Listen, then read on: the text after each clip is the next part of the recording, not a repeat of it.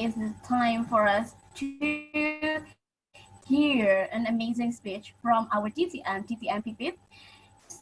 Now she will be delivering her level 5 project. Wow, that's amazing. The last time I know her starting her pathways is still icebreaker, but now she is in level 5. Her project now is prepared to speak professionally. So the purpose of this project itself is for the member to practice developing and presenting a longer speech.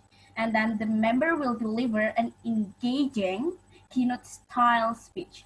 So I think without further ado, let's hear an amazing story speech from our DTM pipit, Introduction to Stoicism, DTM pipit. Thank you. Before I start, I would like to pre-warn that I will need your participation later. So if I ask somebody to participate, please participate. Okay. Yeah. Unmute, yeah. Ready. Yeah, but later. Not now. I'm disabled. I cannot share screen. Sorry, can you give me permission? Oh, there you go. Got it.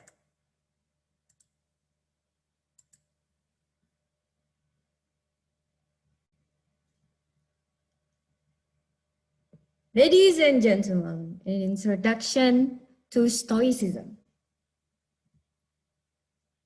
In life, there will be times when we do everything right, perhaps even perfectly. Yet, the results will somehow be negative. Failure, disrespect, jealousy, or even a resounding yawn from the world. Now, can you relate? Have you ever experienced this? Yes. You've done your best, but the world's response is very underwhelming, right? And I know a lot of people experience this right now, during the pandemic especially, right? A lot of people build their business with hard work and honesty and everything good that a businessman or businesswoman should do. But their business collapsed because of pandemic, right? There are employees who always do their best, deliver more than expected, but they lose their jobs because of pandemic, because the company doesn't have income, doesn't have profit, doesn't make profit, or at least their salary are decreased because of this pandemic. So what's the connection between this item or this situation with Stoicism? But let me start with what happened to me. What happened to me is not that extreme, like what people experience during pandemic. I now work in an international school, and I'm actually in my class right now. And in this international school, there are 30 teachers and only 2 Indonesian teachers, right? And these 2 Indonesian teachers teach Indonesian language. So basically, the core lessons are taught by all expat teachers. And for 5 years, I was asked to be a debate coach assistant, right? I was not a coach. I was just an assistant for 5 years. But I didn't have anything to complain because I went with my students to Taiwan, to Korea, to Japan, to Beijing to compete. So I was happy just being an assistant that time. And unfortunately though, we never got top 10. We never got that achievement that made us, wow, so proud, you know, among 200 teams or 150 teams, we never got top 10. And I had very different opinion about what we should do with the training. Now, luckily, the main coach had to move to other country all of a sudden, right? And then I was promoted to be the debate coach finally, not an assistant anymore, in 2019. And you know what? I changed the training format. I changed a lot of the materials, And the result is we got second place for the first time. It was in Shanghai and among 134 teams. It was from all over East Asia, from Korea until Indonesia, the whole East area.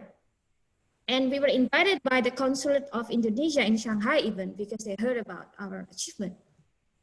When I went home, I thought, okay, with this glory, right? People should be celebrating because we got second place. But when I got home, what happened to me was I was replaced by somebody else. Suddenly, the new principal appointed somebody else as the debate coach. So I was no longer a debate coach because this new principal didn't know me. And she thought like, well, the debate coach in English is supposed to be an English native speaker. So long story short, I was immediately replaced right after we got our first achievement. So of course, I was disappointed. However, I'm sure this is not a dramatic story. So before I move on to the meaning of all these bad things, can I have maybe one person share their story for 1 minute or 2 minutes? Have you ever felt a disappointment like this when you feel you've done your best, but the result is really underwhelming? You can just unmute and start speaking. See, I cannot see everyone. Yes, yes, yes. No. Yes, go. Okay, so thanks for your offering. So I call back my memory that 2 year back then, I was a summer counselor. So I managed a group of students from the age of 6 to 8 for a week. And of course, I had to follow the instruction from the director of the camp, summer camp. But I also follow my teaching methods to, I mean, like they gave me materials, they gave me things to teach them, they gave me agenda for everyday activities. But of course, I have my way to teach them, to support them, to follow them, to guide them every single thing that they need to know more and enhance as much as they can based on their agenda. And then at one point, I found that I really close with my camper. I integrate them into my team. They share with me everything, even at school, at their personal life. And it's not only I see their improvement from the first day to the that fifth day, that fifth day. But then the director assistant of the camp come to me and said that my teaching method totally wrong.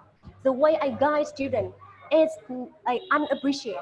They said that you are wasting time to tell them like this. You are wasting time to focus on this thing, not because of this thing. You have to change. You see the other counselor. They do a great job. And what about you? And then I reflect myself. I think that oh my God, my camera love me. My camera want to like. I never see anything different from their face, and I think I see the improvement. No, it's more than 2 minutes. Can I stop it? I got your point. Okay. Yeah. So basically, Nu was trying her best at her camp as a teacher, but her boss said it was wrong. So of course, it was a very underwhelming response, right? All right. So, but what's the connection between these disappointments in life with Stoicism that I want to talk about today? Now, let's start with the definition, like always, right? When I Google Stoicism, there are 2 definitions that pop up. The first one is from, well, Oxford Dictionary. Stoicism means the endurance of pain or hardship without the display of feelings and without complaint. Probably you'll be thinking like, what, Pipit? What are you talking about? You're asking us to act like humanly impossible? Okay, then let's try the second definition. This one is from Wikipedia.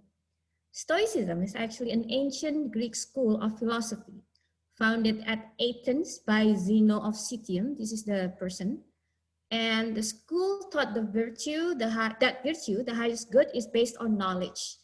The wise live in harmony with the divine reason, and you can read the rest. Okay, so basically, this is a type of philosophy that was started 300 before Common Era, 300 BC, by this guy called Zeno. But in short, Stoicism means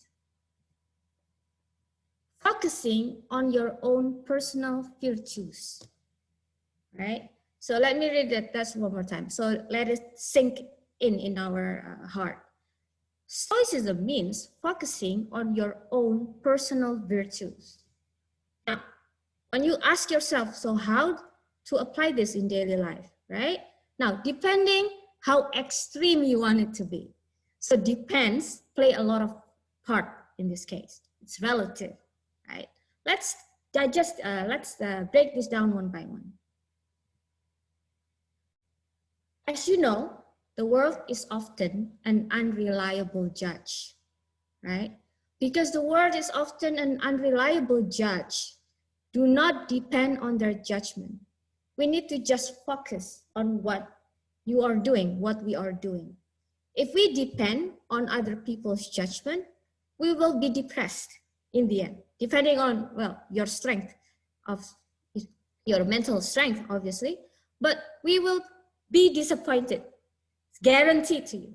You can count on this because the world is often an unreliable judge. There are so many people in the past that we were supposed to honor, and now people realize they were heroes, but when they were alive, they were treated as an enemy. So a lot of these people had to be wrong for a long time before they became right. The world is really an unreliable judge. And then second is, do what's right and do your best. You don't have to be concerned about credits and judgments. Now, you might be asking, do I agree with this? Pipit, do you agree with this? I'm really pro meritocracy.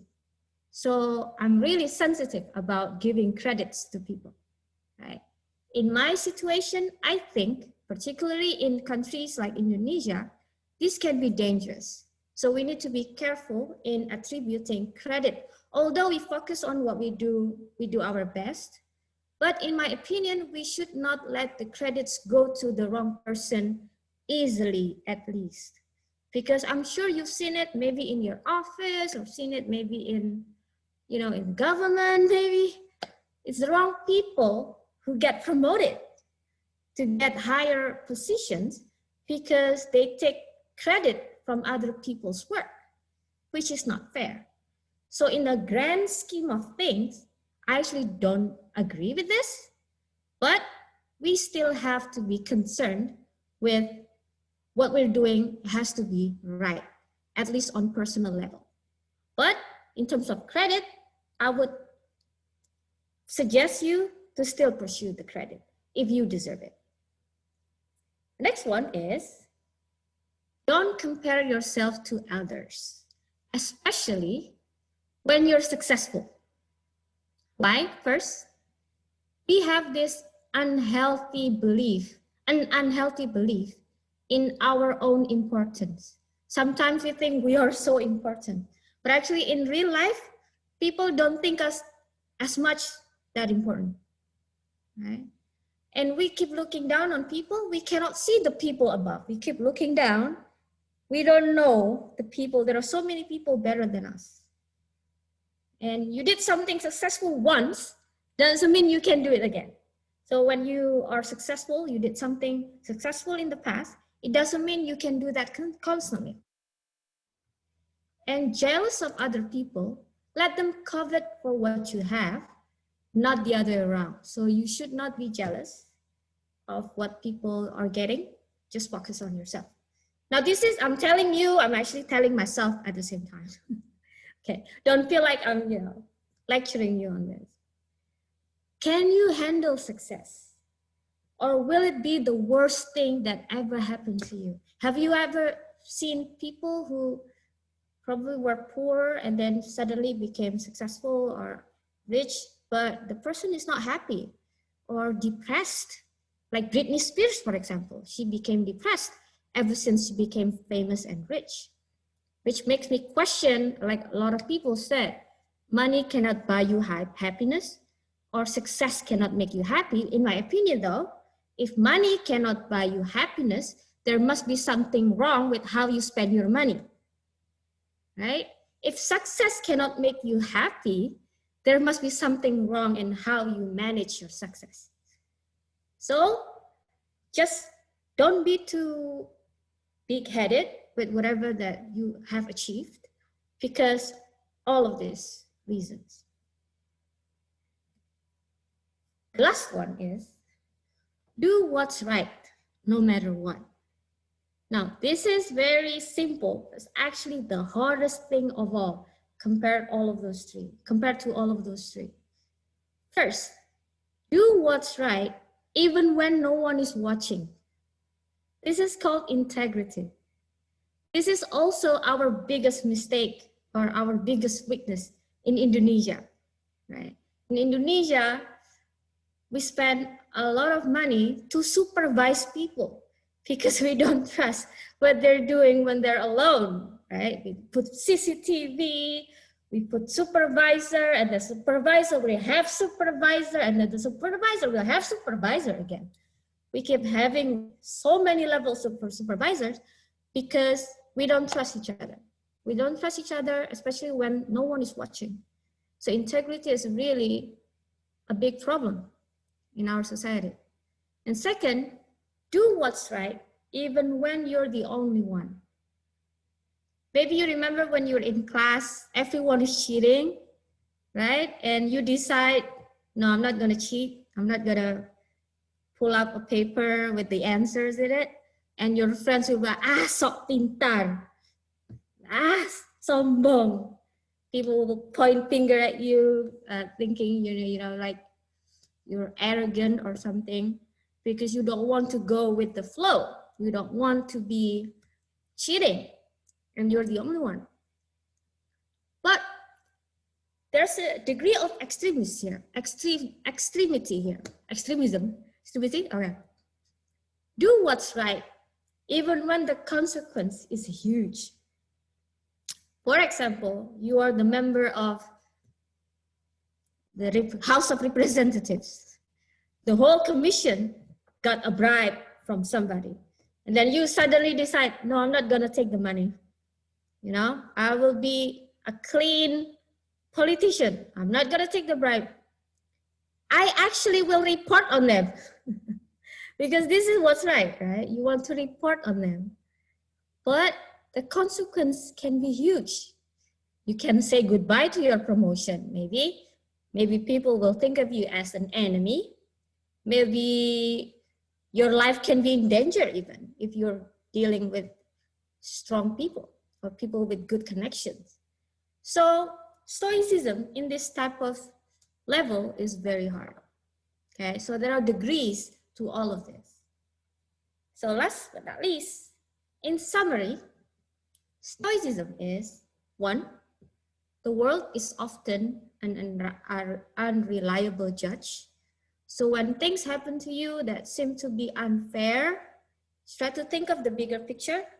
That don't be too disappointed because it could happen to everyone. Sometimes it's just so random. Like suddenly somebody got a bonus or what is it called? A medical situation, like cancer, for example, is totally, what is it called? Like rolling of the dice. It's like luck, bad luck almost, right? You have healthy lifestyle, but somehow you get this disease, for example. So realize that we are so susceptible to all of these situations. So we have to brace ourselves together. Second, don't compare yourself to others, especially when you're successful, because this will be the only reason whether you can handle your success or not. And last but not least, do what's right no matter what.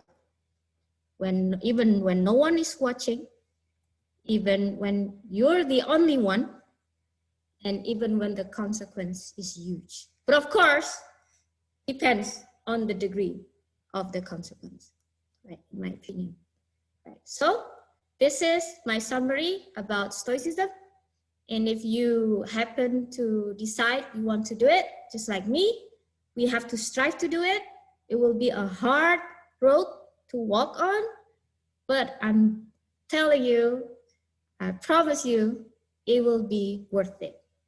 Thank you very much. Wow, wow, wow, wow, wow.